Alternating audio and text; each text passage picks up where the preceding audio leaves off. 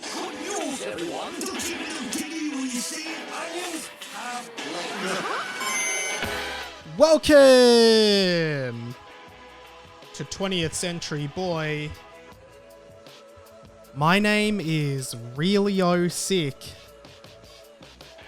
And this is the Inside My Mind. G'day, guys. Welcome to 20th Century Boy, a podcast by me, Radio Mike, a young writer and producer here in Melbourne, Australia, trying to make his way through life. Sometimes it's easier than other times. At the moment, I'm really sick. No idea what it is. Obvious answer is COVID, but... guys, I gotta tell you, I've done a lot of rat tests. They're all coming up negative. So we move on. I almost didn't do this pod, but then I just thought I'm just gonna do it. I am really sick. It might be a bit of a quieter podcast, and it might also be a shorter podcast. I hope that's okay, guys.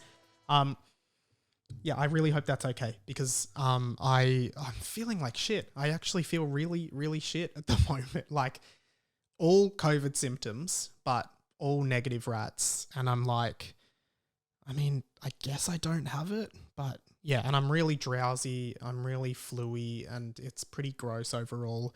So, look, I'm jumping on and doing the podcast that I wrote for today. Last week's pod was obviously very different with Mikey D coming on because we are water slide ambassadors. I hope you guys enjoyed that little different episode. We're water slide ambassadors. We're going to Adventure Park Geelong this Saturday. It's going to be awesome. Ruben Solo's coming. Ferg Neal's coming. Wow, what a celebrity star-studded trip to Adventure Park Geelong. And I hope people enjoyed that ep. It was very different. And, yeah, it sucks because Mikey D's doing heaps of great content. Go and follow him over on his Instagram. And I've just been so dead and sick that I've barely been able to participate in a lot of it. So I hope I'm feeling better for Saturday, but we will slide, rain, hail, or shine. Of course, I would like to do a quick plug for my Patreon, patreon.com/radiomike. For as little as $1 a month, you get access to the Overflow podcast, where I overshare and talk about stuff I would never talk on this podcast, and it goes up as at the exact same time as this podcast. So as soon as you finish listening to the pod, you can go listen to the Overflow. Episode 1 of the Overflow. What did I talk about on episode 1? Oh, I talked about behind the scenes of Hamish and Andy's Remembering Project. Episode 2, I told the story of how I sharted on a date alongside a exclusive behind-the-scenes grab from Hamish and Andy's Remembering Project that you will never hear anywhere else. It will never be public. Episode 3, Mikey D joined me for the Overflow, which was fun as well, and we talked about the social expectation of asking someone out who works at a cafe. Are they just being nice, or can you ask them out if you feel a connection? And yeah, go and listen to the Overflow. This week on the Overflow, I'll give a little bit more just of a info about what I've been doing and my sickness and a couple other things. So jump on the Overflow. That's like an extra 15-20 minutes at the end of the pod to get oversharing of a lot more stuff. But guys, first off, I want to do a welcome. Welcome to the radio family, Vince Salvato. Welcome to the RF. He said, "Hey Mike, happy 25th birthday." Of course, we all know this, long-term listeners, but new-term listeners, if you haven't caught up and if you've started at season 4, or I recommend starting the podcast at season 3, great place to start the podcast. Season 1, I cringe at, but people seem to really like. Season 2, I honestly can't remember anything that happened. And then season 3, I think, was when we really started getting good. On the 12th of December 2019, my 25th birthday, I told everyone in that episode, whenever you're listening to this, wish me a happy 25th birthday. And people still do. And the idea was I would be 25 forever. And here I am, nearly halfway through being 27, but I'm still getting happy 25th birthday wishes. Love this. Vince goes on, "Only started listening to your podcast this year and started at the beginning. Finished season 1 today. I'm really into it. You said something about messaging when you hear the episode about you turning 25, so I sent it through. Hopefully catch up soon. Love your work. Thank you so much." Long-term listener Radio Lazar, welcome to the RF. I did a podcast a few weeks ago where I talked about the saddest moments in the history of the TV series Futurama.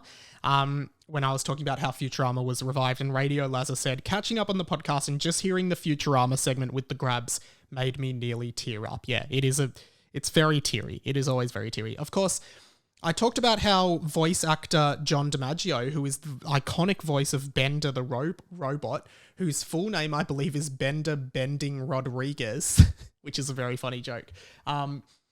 He is returning. He wasn't returning as voice actor for Bender due to negotiation issues, but that has since been resolved and he will be returning, which I think is a really good result for all fans and otherwise. Aside from that, I've seen a few things that I want to talk about. I did get an interesting message over the weekend from Grilled. Yes, we are going here again. Interesting message that just, because I haven't spoken to them for a while, but got this message from Grilled. And if you're new to the show again, long relationship I've had with Grilled. Long relationship. And they texted me last Thursday via Instagram. I am the unofficial ambassador for Grilled, of course. So, I do a lot of free promo stuff for them. Or not free. Sometimes they pay me, sometimes they don't. Grilled sent me a message on Thursday at 8:08 p.m. saying, one word, Tuesday, and then the two eyes looking emoji. And I'm like, what does that mean? And from there, nothing happened on Tuesday. Yesterday was Tuesday. I'm recording this on Wednesday. Nothing happened. So I'm just going to message them now. What was the thing that was supposed to happen on Tuesday? Talking about it on my podcast right now and not sure what happened there, guys? ? So hopefully Grilled follows up with that very, very soon.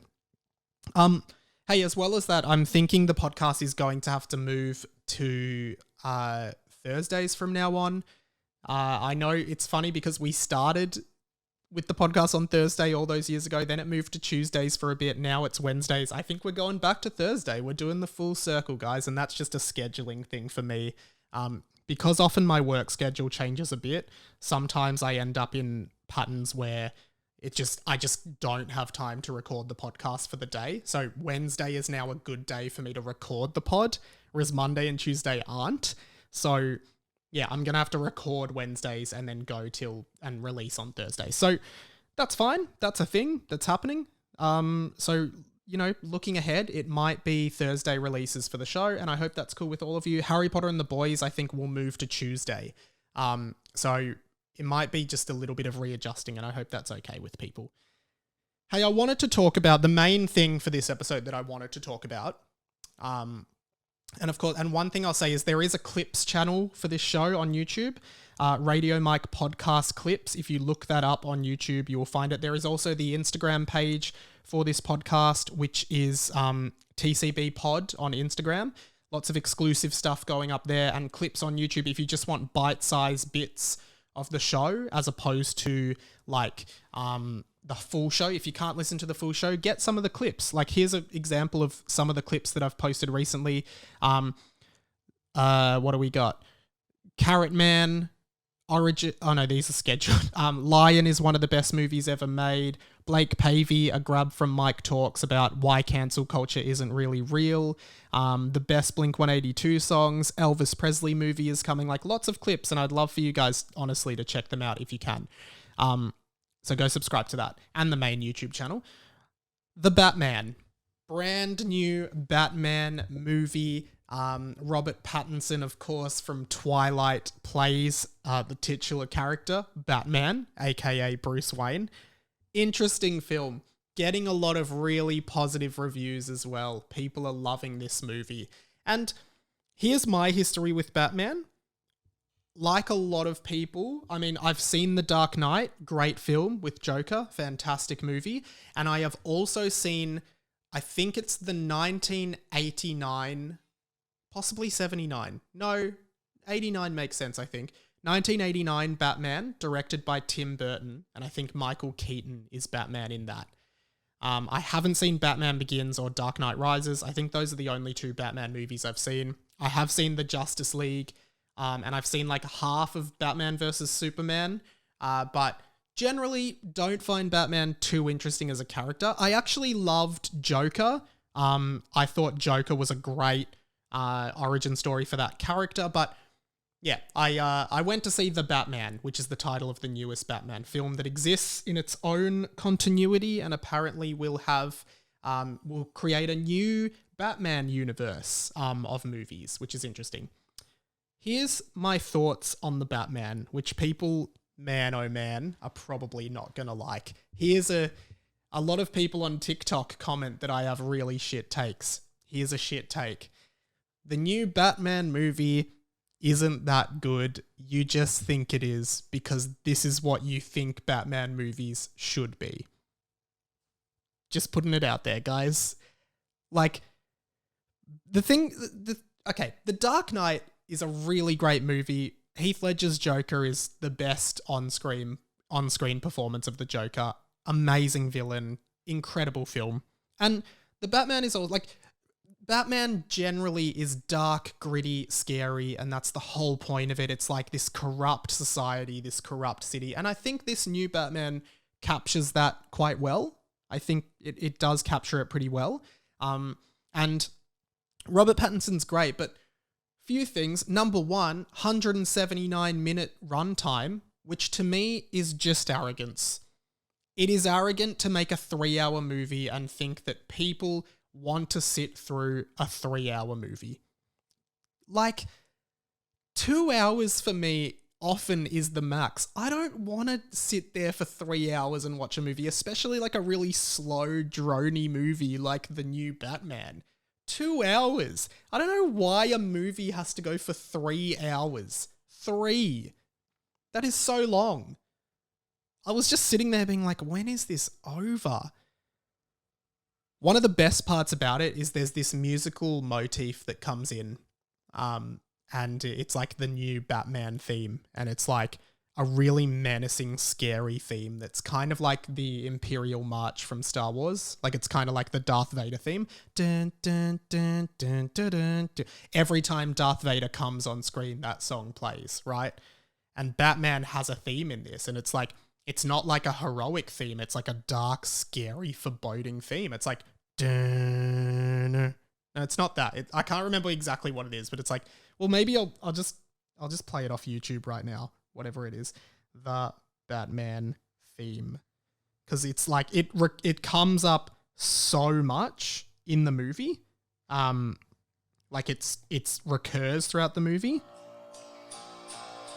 This is it.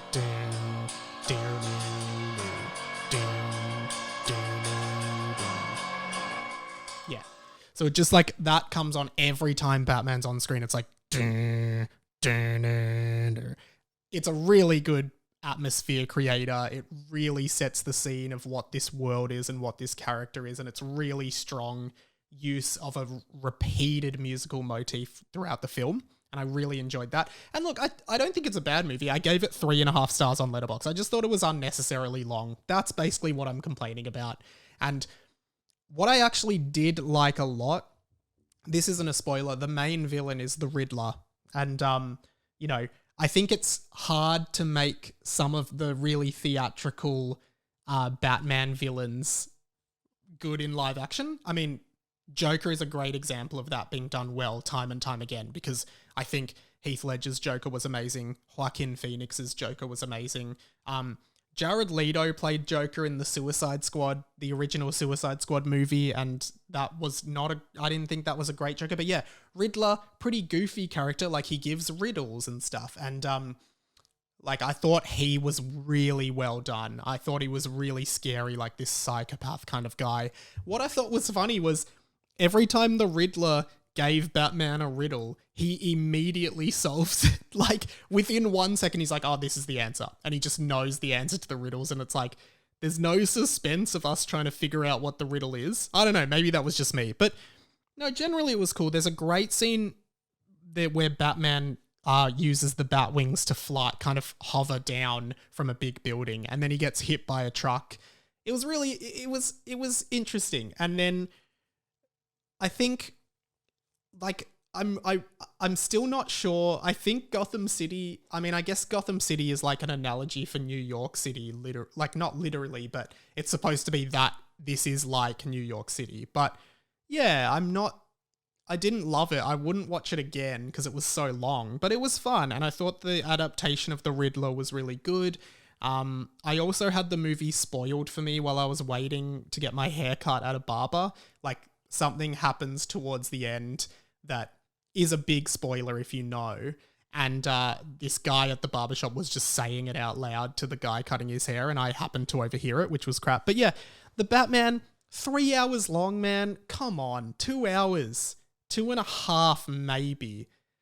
I just think and what I'm kind of worried about for DC, like, you look at, again, what Marvel has created with their shared cinematic universe. And, that spans TV and movies now and a bunch of other stuff, right? They started in 2008. That's now 14 years ago with the first Iron Man movie.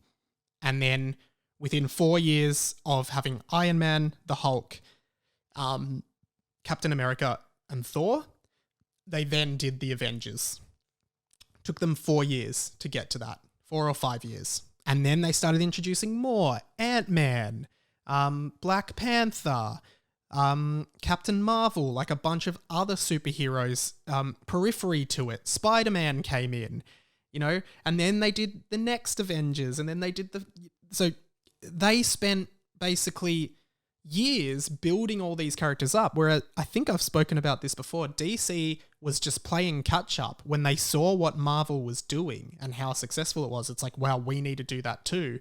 They started with Man of Steel, a Superman reboot, to create their shared universe. They had Wonder Woman, they had Aquaman, and they had those were the three they did, and then they did Justice League. No, then they did Batman versus Superman, where they introduced Ben Affleck's Batman, and that was a terrible film because they were just rushing it. No one cared about any of these characters yet because they hadn't had time to grow them all, and then they did Justice League. And the other thing about Batman is I think he works better outside of other superheroes because Batman isn't a superhero. He's a rich guy who builds gadgets. Whereas, like, Superman is literally an alien from outer space with literal superpowers. Wonder Woman is a goddess. Aquaman is a god. Or a demigod or whatever. He can control water. Batman is just a rich guy. And then in Justice League, and Flash is a super fast dude. He has superpowers. He can run so fast he travels back in time. And I think Batman, when he's there, like, even in the Justice League movie and Snyder's cut, he just looks weak because he can't do what these other guys can do. So I think he works better in his own gritty universe. But that's the thing, like, the DC universe has basically been abandoned now. Henry Cavill's Superman, I think, is done. They had Shazam, which was supposed to be part of that universe, but I think they've just gone, nah. They did a sequel to Wonder Woman 1984, but it's like, it's barely... They are doing Flashpoint, and it is the same Flash from Justice League, but it feels like they're all disconnected now. The fact that now Robert Pattinson is Batman and Ben Affleck's Batman is seemingly discontinued and this is a new Batman continuity just suggests they're folding. They're like, yep, we fucked that. We didn't do that properly and now we have nothing to show for it. Whereas Marvel, like, who carefully plotted everything, waited for timing. My thing now with Marvel is I'm fearing that they're going to be at risk of oversaturating the market and people are going to be like, nah, I'm done with Marvel movies. I think that's what's going to happen with all the TV shows and stuff, but I think there'll always be an audience there, and I think there'll always be an audience for Batman. Those characters are so valuable, and their branding is so valuable. Like, I don't think people really care about who's playing Batman as much as they do about seeing a Batman movie and seeing the character Batman. I think the other thing is, like, I think Superman is really hard to reboot because he's just such a, I don't know, like an aged character. Like, there's so many more interesting superheroes than Superman, who is literally just the default superhero. And that's why I think Marvel did it so much better, because Iron Man, like, Spider-Man was easily Marvel's biggest character. But they didn't start it with Spider-Man in the MCU. They started with Iron Man, who wasn't a huge character, but they made him huge. Then they did Hulk, and people knew Hulk. Like, Hulk had had a few movies. Iron Man had never had a movie, like a live action movie adaptation. And I think, yeah, trusting your IP, whereas I think DC was just busting to get Batman and Superman together. They were trying to sell a promise rather than an execution. It's like, we're making Batman versus Superman the movie. Ben Affleck is Batman, Henry Cavill is Superman. How awesome's this? But the execution was off. But they knew people would see the movie. They knew people would be like, well, we have to see this movie. It's Batman versus Superman. But they didn't execute it right. Whereas Avengers, the first Avengers from Marvel, it was like, okay, people are going to see this no matter what. So it has to be good and it has to be timed right. We can't just do 2 movies, then do Justice League. So it is a shame about what's happening with DC. I mean, hopefully, like I'm interested to see what this new Batman universe does. But yeah, generally speaking, I think DC really fucked up their cinematic universe vibe. And yeah, it's a huge shame for them. But yeah, The Batman, decent movie. I'd love to know your thoughts as well. Very quickly as well, I wanted to talk quickly about how on a previous episode I talked about how I don't like games anymore. I was definitely overreacting, but a lot of people had a lot of thoughts on this, which I'd like to read out. Long-time listener Patrio Ganonbort. Get Patrio in front of your name by being a patron. Patreon.com/RadioMike. Ganonbort said, games have almost always been clunky. One of your favorite games, Banjo-Kazooie, is clunky and heavy as hell. I said that I feel like games now are too clunky. There are games that characters are light and zoom around. Like you said with Assassin's Creed, at the time it was possible to have fast, light games, but players then wanted more realism and more of a challenge. I don't really get how you think Horizon wasn't heavy and clunky, Horizon Zero Dawn. I'm not sure how to help you enjoy games again when you've made contradictory claims, but it sounds like you want a quick game fix or that very fast build of a game like Smash Bros. Switch is such a good console if you want to get back into other games though. You can literally just put it to sleep whenever you want and play every game in bite-sized pieces. Patrio Whitey, he instead said, you like games perfectly fine. This is a common issue for people aged in their 20s. You have a finite amount of energy per day, and more of it is being sucked up. Work, social engagements, stress, anxiety. In addition to this, most people in the years before that burn the candle at both ends, which drops your energy cap a bit until you can really reset. A game you didn't enjoy for reasons that may be valid is probably just the catalyst. Smash Bros. Lasts because it's a comfort food and low effort impact. As 21st century philosopher Mark Hoppus said, well, I guess this is growing up. Give it some more time and rejig some life stuff. Get more sleep and take a few days to yourself with your phone off. Maybe play an RPG from 2011 you loved from the start. You'll rekindle it. Yeah, I think that is it. I do like games. And I realize like I just can't play. I just don't have time to play big games now. I can't spend hours upon hours playing one video game and trying to 100% it. I think this is why I really like platformers, because I always know exactly how to play them. The learning curve is really low. Like, it's just like they all kind of function very similarly. And the other thing is, and I realized I bought this game called Celeste on PS5, which is this indie 2D platformer that uses an 8-bit kind of pixel art style, which is really nice, and it, you know, looks like a retro game, but it is really great, really sophisticated. And I think, and I loved it. I beat it. It is an incredible game. One of the best games I've ever played. And the reason I liked it was, I think what I'm getting at with the clunky controls thing, and like, is like when I picked up Celeste, again, the concept of the game is you're a girl trying to climb a mountain. And it's a platformer game. So you're jumping off stuff and dashing in the air, trying to grab onto stuff, and you have a finite amount of stamina.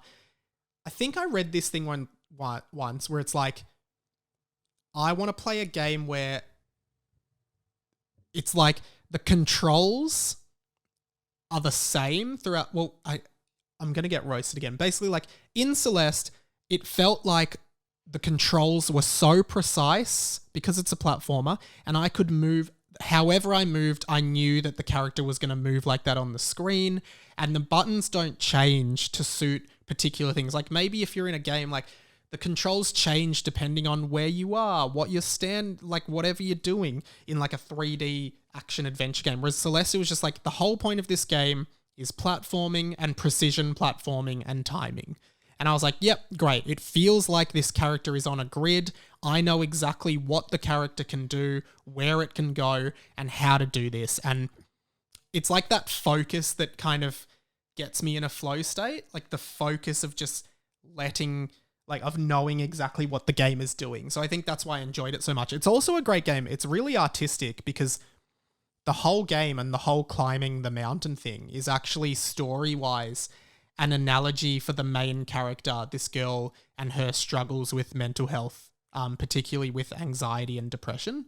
So she really struggles with anxiety and depression, and the metaphor of climbing the mountain, right? As you're climbing the mountain, this mirror version of yourself, negative colors, comes out and starts following you in some levels and trying to attack you. And then at the end of the level, you get a call from your mum who says, oh, you've had another panic attack. And it's like, yeah, that's a great analogy of what it feels like to have anxiety and have a panic attack. Like a part of you is like chasing you and trying to attack you and trying to catch you, and you can't get away. And I just thought it was brilliant. And everyone in the game that you talk to is saying, you're not going to make it up the mountain. You might as well stop. You're not going to make it up the mountain. And that's an analogy for like your brain telling you can't do things when you want to do them. And this game was phenomenal in execution, story, controls, like everything about it I really, really liked.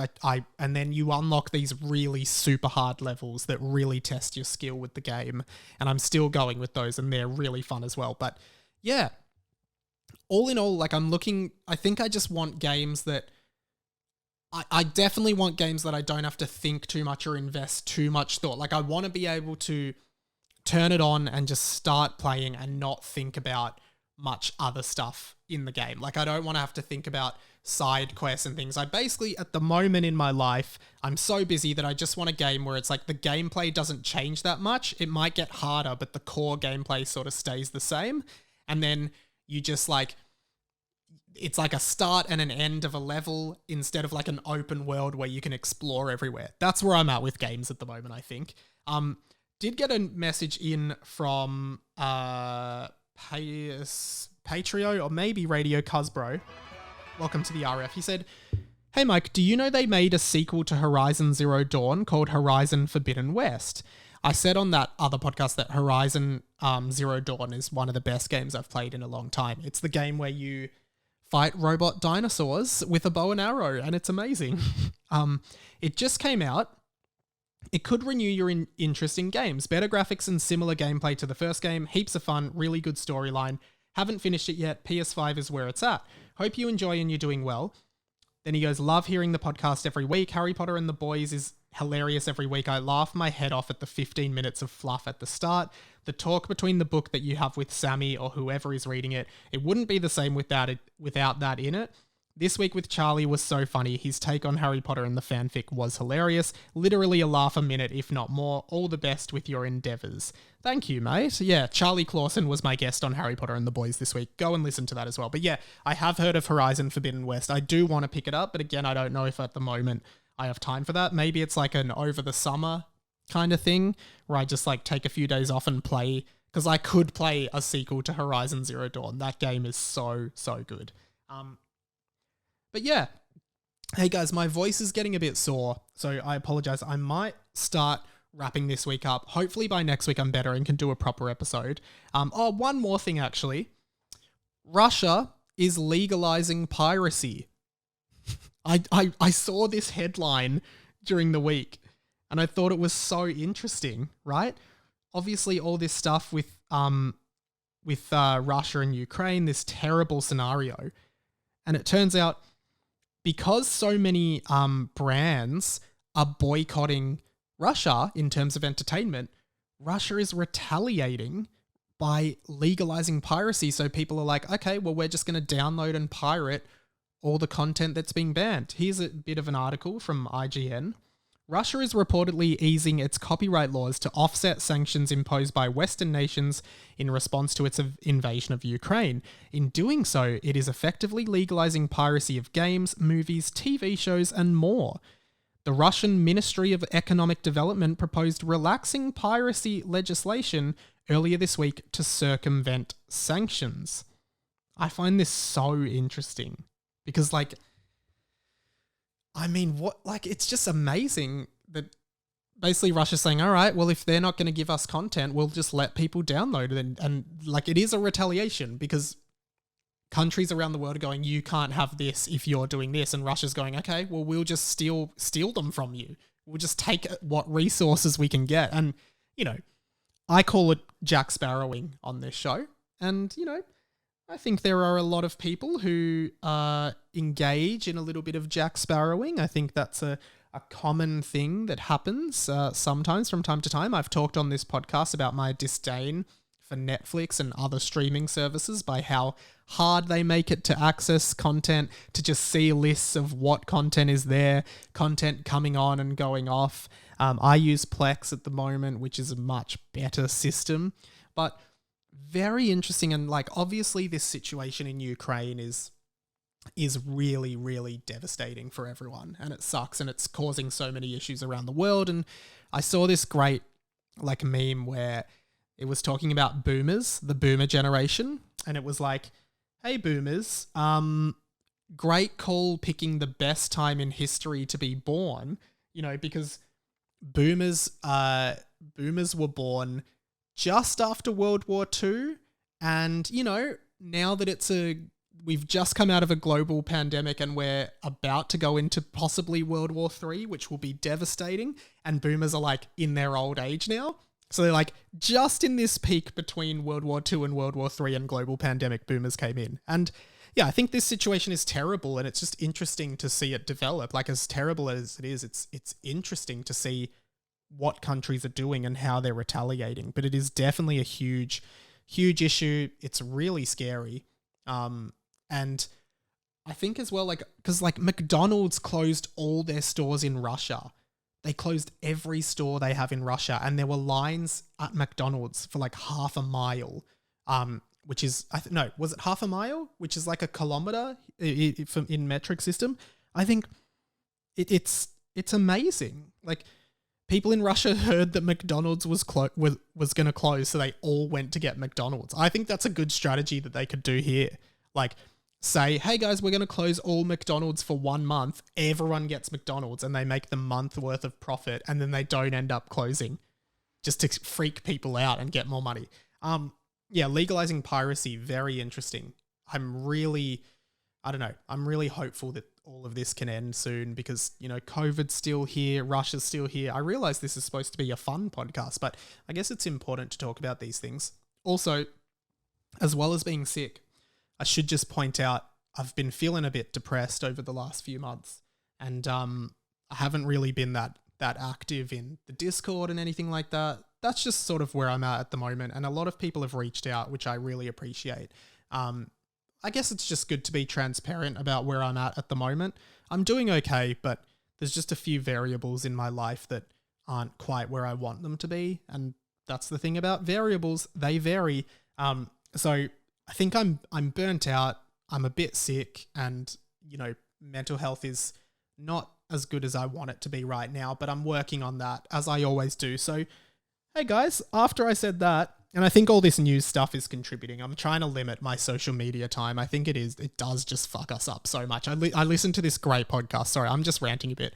Listen to this great podcast, Osher Ginsberg's podcast. I might talk more about it next week, but it was with Johan Hari, who wrote a book called Lost Connections, and he has a new book called The Social Distraction, or it's something to do with social media and distraction and attention. The Attention Theft, the Attention Thief, something like that. I'll talk about it next week, but amazing listen. Listen to it as homework for next week because I'll talk heaps about it then. But yeah, I'm doing a lot of thinking about what the point of my life is at the moment, and yeah, guys, thanks for listening. Let's quickly do this. The plug. catch me on the Overflow podcast. I'll talk a bit more about the stuff I was talking about. And again, appreciate everyone's support. Patreon.com/Radio Mike. It's as little as $1 a month. We're hopefully going to do a pattern mic as well. So sometimes you get one bonus pod a week that's up right now. Go and listen to it and you get the whole back catalog. So you can literally pay $1 and you'll get the whole back catalog of Overflows, and then you can cancel it after a month and you've given $1. Or, as I've said, just give for a year. That's $12 a year, 3 coffees a year for 12 times 4, 12 months, 4 weeks in a month, hypothetically, 12, 24, 30. It's 48 episodes, extra episodes from the Overflow, plus the pattern mics, which come maybe every second week. So $12 a year, that's pretty fair. Jump onto the Patreon. I'd love to see you there. YouTube, Radio Mike, and the Radio Mike podcast clips channel is still going, so would love to see you guys subscribing up there as well. That would be awesome. And no Harry Potter and the Boys this week. I was teeing one up with the guys from 1001 Songs That Make You Want to Die. Those guys are so funny, so I'm really excited to record that, but I've just been so sick. So again, sorry this episode is such a downer. And then aside from that, I think I'm on Hamish and Andy today, this week, because Jack's away. He's had his baby. Congrats, Jack. So I filled in on the panel. There's a few fun things. Again, I might tease them more thoroughly next week because at the moment I just really need a rest. So yeah, guys, listen to Hamish and Andy, and I think that's pretty much it. No Harry Potter and the Boys. That'll be back next week, hopefully. And thank you so much, guys. Really appreciate it. Sorry I'm having an off week and an off couple weeks, but yeah, also Adventure Park Geelong this Saturday. Please come along if you are in the area. We'd love to see you there. But yeah, guys, thank you so much. My name's been Radio Mike. This podcast has been the inside of my mind. Don't block the MDF. At the moment, I'm too tired to think of all the other ones. I love you guys so much. Thanks for listening. I'll speak to you soon.